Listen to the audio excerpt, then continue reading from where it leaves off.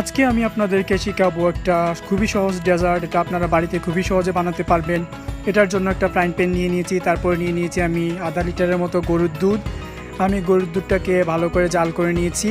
তারপরে আমি আধা লিটার গরুর দুধের জন্য এখানে নিয়ে নিয়েছি আধা কাপের মতো চিনি। মিষ্টিটা আপনারা প্রয়োজন মতো নিয়ে নিতে পারেন, আপনারা যে যেরকম মিষ্টি খেতে পছন্দ করেন সেই অনুযায়ী দিতে পারেন। তারপর আমি ভালো করে চিনিটা মিশিয়ে নিয়েছি। তারপরে এখানে আমি নিয়েছি আগার আগার পাউডার। এখানে আমি 1.5 টেবিল চামচ আগার আগার পাউডার নিয়েছি। তারপরে আমি নিয়ে নিয়েছি 2 টেবিল চামচ পানির সাথে। এটাকে আমি ভালো করে মিক্স করে নিয়েছি নর্মাল ঠান্ডা পানির সাথে। তারপরে আমি অল্প অল্প করে দুধের মধ্যে আগার আগার পাউডারটা আমি ঢেলে দিচ্ছি। ঢেলে দেওয়ার পরে আমি এটাকে ভালো করে নেড়ে নিচ্ছি। এখানে আমি 2 থেকে 3 মিনিটের মতো এটাকে জাল করছি যাতে দুধটা একটু ঘন হয়। তারপরে আমি একটা বাটির মধ্যে, যেটার মধ্যে আমি পুডিংটা সেট করব, সেখানে আমি এটা অল্প অল্প করে ঢেলে নিচ্ছি।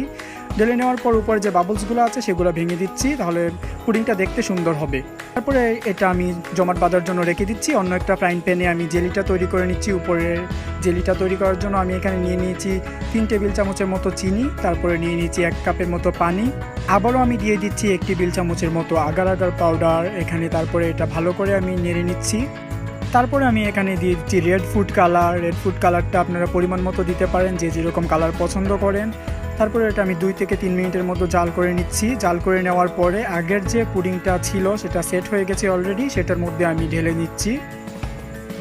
সেটার মধ্যে ঢেলে নেওয়ার পরে আমি আগের পুডিংটা অল্প অল্প করে একটু সাবধানে উপর দিকে তুলে দিচ্ছি, যাতে লাল জেলিটা নিচের দিকেও প্রবেশ করতে পারে। এটা খুবই সাবধানে করতে হবে, পুডিংটা ফেটে যাওয়ার সম্ভাবনা থাকে এখানে।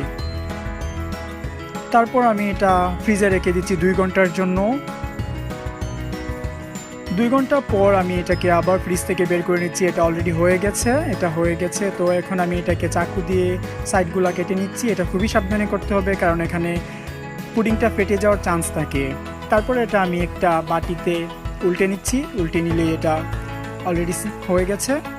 তারপর আমি একটা ছুরির সাহায্যে পুডিংটা পিস পিস করে কেটে নিচ্ছি। পিস পিস করে কেটে নেওয়ার পরে এটা রেডি হয়ে গেছে। ছোটো ছোটো টুকরা আমি এটাকে কেটে নিয়েছি। এটা দেখতে যতটা না সুন্দর হয়েছে, এটা খেতে আরও বেশি ইয়াম্মি হয়েছে। আপনারা সবাই বাড়িতে এটা ট্রাই করবেন, অনেক অনেক ভালো খেতে। এটা খুবই সফট একটা ডেজার্ট, আপনারা সবাই ট্রাই করবেন বাড়িতে, খুবই ভালো লাগবে আশা করি। সবাই লাইক করবেন, শেয়ার করবেন please. Thank you so much ভিডিওটা দেখার জন্য।